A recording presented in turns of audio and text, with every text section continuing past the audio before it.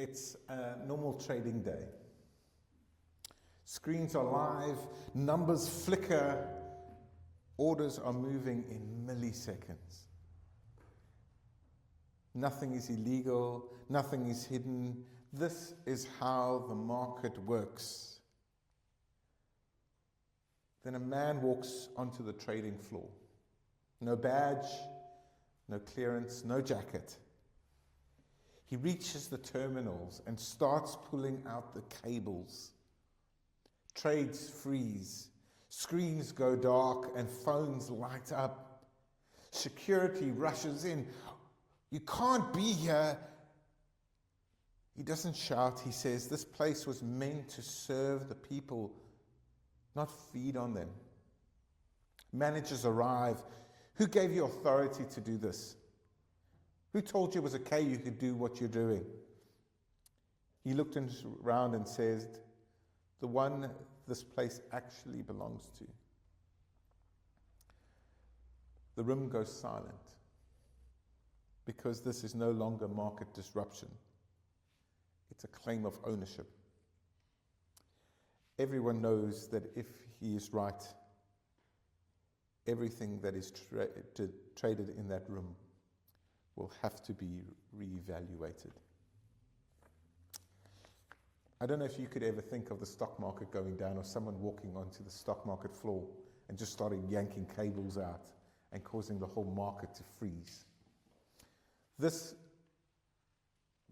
story is on a similar vein. It's supposed to shock, it's supposed to jar us because it's in that kind of realm that Jesus is in. As I said in the beginning, there's two sides of the story. It starts with Jesus being this wonderful, joyous moment. And then he goes into this temple, this place where you think Jesus would find joy, and he is angry, and he holds no punches in this story. John really holds nothing back as he tells the story about Jesus. Now, as I started researching this, I've discovered that this story is loaded with meaning. So I'm going to unpack it a little bit for you.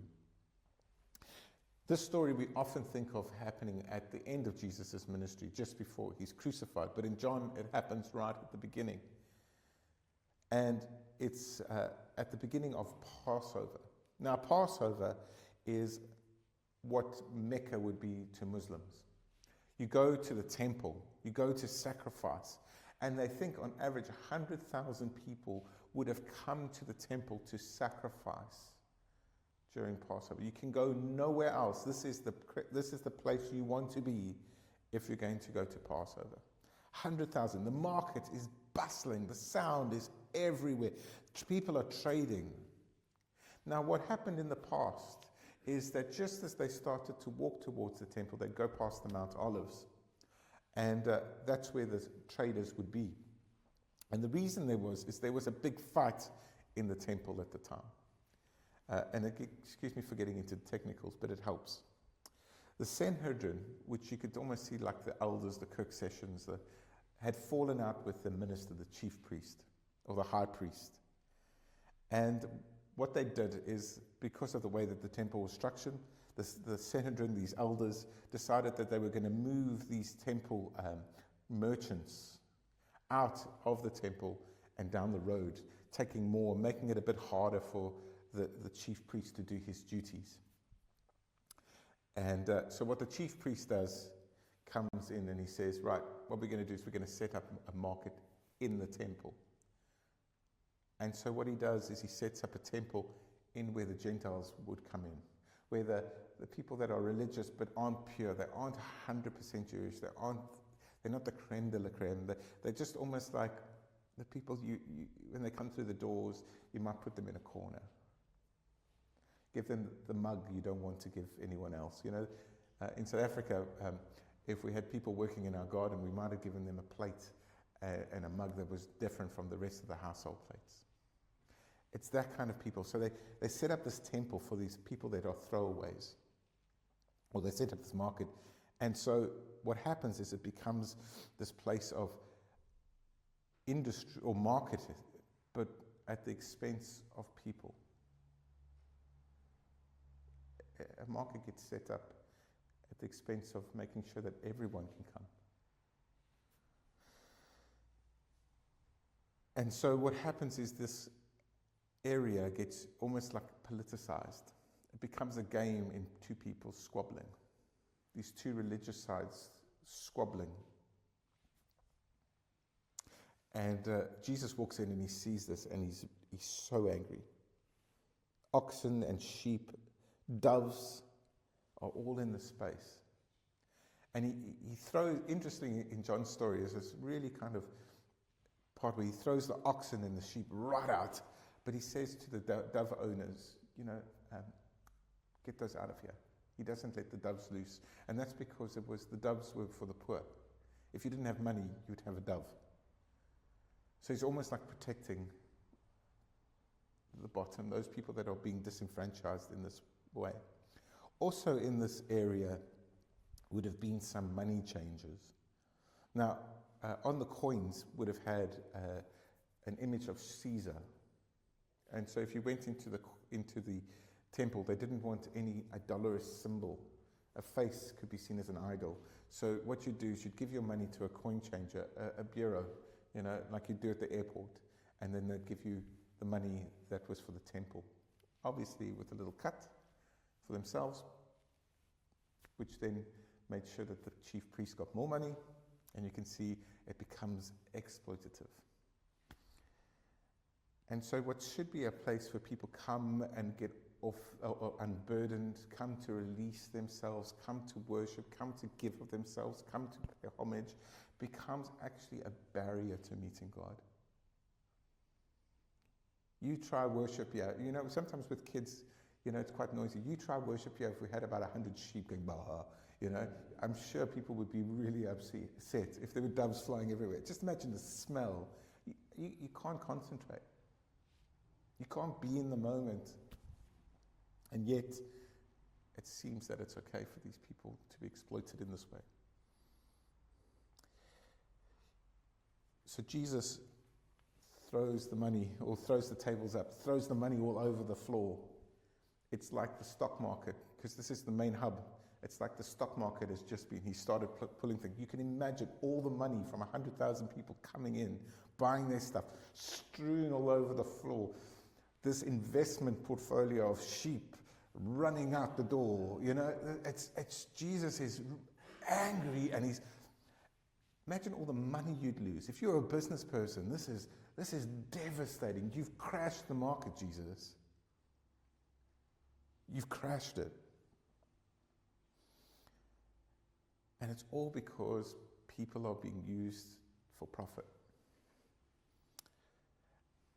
John then puts in this section where he says that the disciples remembered the zeal for my house will consume me. That whole verse is about rejection, that the person will go into an area or go amongst their people and they will be rejected. But God's house, God's way of doing things in the world will consume them. In other words, it was saying, I will do the right thing even in the face of the hard and difficult and personal costs. I will do what God wants even if it costs me. And Jesus says, that I'm going to be rejected, but this temple will fall and I will rise up. And he does this thing where he says that it's going to all change, that it's not going to revolve around the temple anymore, but it'll revolve around me, around personal temples, about being you and me being the temple. So it becomes really loaded very quickly with imagery and all of what's going on. It's chaotic, it's noisy. I want to just give you one little tidbit, just a little thing that I never knew that I discovered in this passage. And I'm just going to use it because I found it fascinating. I'm going to put this as a pin. How old is Jesus in the Bible when he starts his ministry? 30. In John's Gospel, he's 46.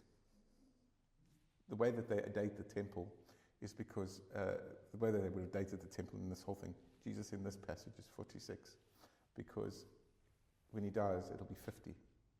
which is the year of Jubilee, of sharing, where God opens up and everything is equal. Just an interesting little fact about this passage, all going on. So, we've got this chaotic scene of Jesus getting angry for people getting profits and all this stuff going on, and how exploitation is happening right in the place where people should be unburdened. In fact, Jesus gets very few times upset, and this is one of them. And it's about corruption, isn't it? It's about using people. It's about denying people. But notice carefully that it doesn't happen in a court. It happens in the temple. It happens in the religious place. If it was today, it might happen in a church.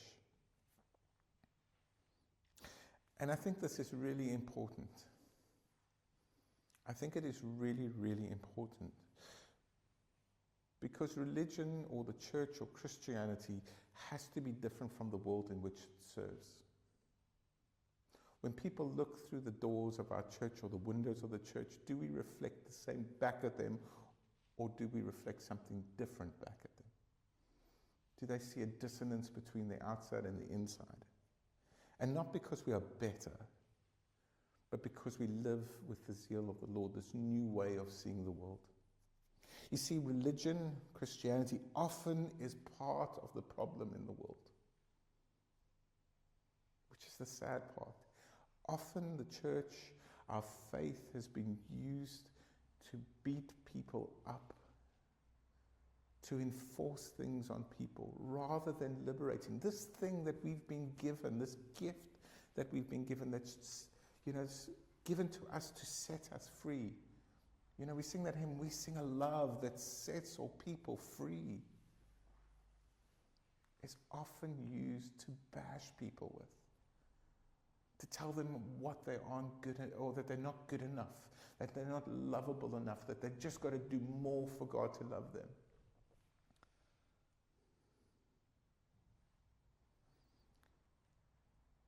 We tie people down with our faith often, rather than liberating them.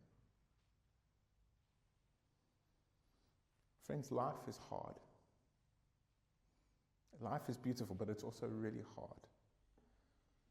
We don't need to be more of the problem. We don't need to be making it worse for people. We need to make it better for people. So if anything, this verse is, we could be pointing fingers at people saying, they are the problem. They are the problem. Or we could turn it back on us and look at ourselves, use it as a mirror to the church, to our church. And remember, church is not just an institution. Church is made up of individuals, of people. If Jesus was here today, what would he overturn? What parts of our church are more destructive? What parts of our church cause more pain in our community? What parts of our lives cause more pain? What needs to be flipped? How are we creating more pain in the world than solving it? Now, Hillary spoke about tariffs and stuff like that, and I don't want to get into the nitty-gritties of that. But what I want to say is that the world is changing. The world is changing. And we have one or two options. We can either mirror, or we can either be different. We can either look like the temple, which was corrupted, just as the Roman Empire was corrupted, who'd hurt people, or we can choose to be a place that is different. That regardless of who walks through the door, whether they are accepted or in the community or not, they are accepted here. Regardless of whatever division there is in the community, that when they walk through these doors, they receive a welcome. No matter what barriers we have in place, when they look at this place and the people in it, they go, know that I am safe there. I know when I walk through the doors, I am not going to be exploited or hurt. So in the world that is changing, we don't have to mirror that change. We can be the antithesis. We can be love and hope and generosity.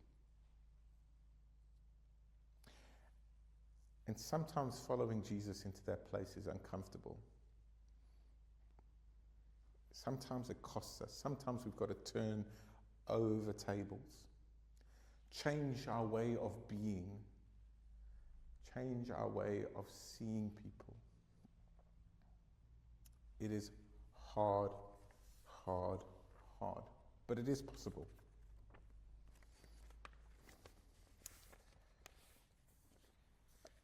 I want to read or end with a story.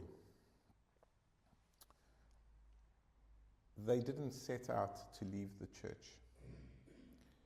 They were ministers, preachers, committed Christians, but they kept noticing the same thing. Every Sunday, churches were full enough, and every weekday, the streets were full of people the church never reached.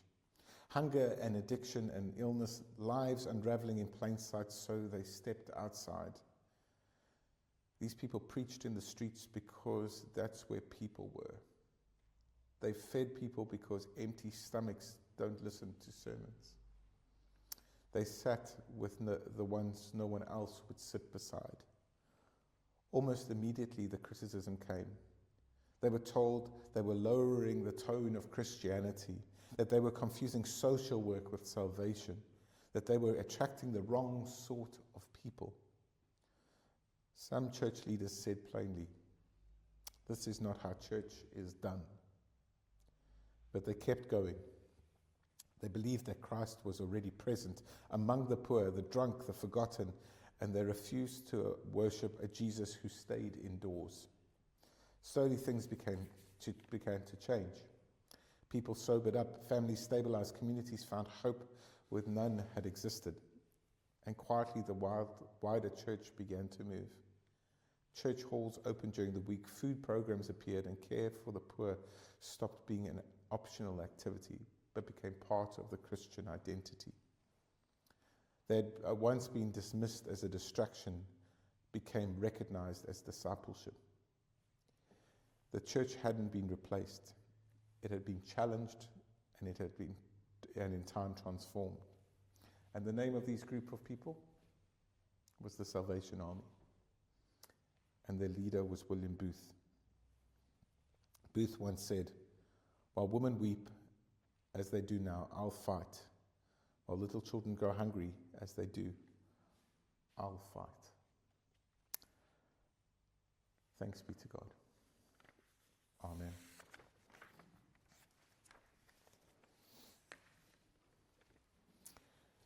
Friends, we're going to sing our next hymn, which is printed in our order of service.